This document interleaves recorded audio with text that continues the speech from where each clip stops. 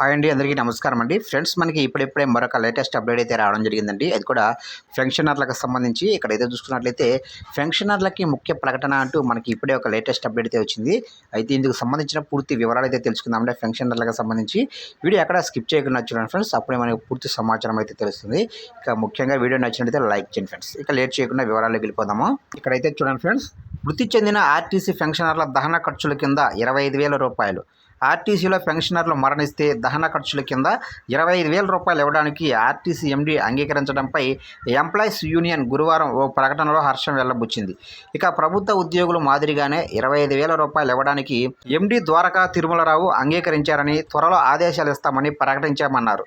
ఇక యూనియన్ రాష్ట్ర అధ్యక్షుడు పల్లిశెట్టి దామోదరరావు, రాష్ట్ర ప్రధాన కార్యదర్శి జీవి నర్సయ్య ఆర్టీసీ ఎండీ ద్వారకా తిరుమలరావుకు కృతజ్ఞతలు తెలిపారు. చూశారు కండి, మొత్తం మీదుగా ఆర్టీసీలో పెన్షనర్లు కనుక మరణిస్తే దహన ఖర్చుల కింద 25,000 రూపాయలు ఇవ్వడానికి ఆర్టీసీ ఎండీ అంగీకరించడంపై ఎంప్లాయీస్ అయితే హర్షం వ్యక్తం చేస్తున్నట్లుగా తెలుస్తుంది ఫ్రెండ్స్. చూశారు ఫ్రెండ్స్, అప్డేట్ నచ్చినట్లయితే లైక్ చేయండి. ఇలాంటి ముఖ్యమైన అప్డేట్స్ కోసం ఇప్పుడే మన ఛానల్ని సబ్స్క్రైబ్ అయితే చేసి ఫాలో చేయండి ఫ్రెండ్స్.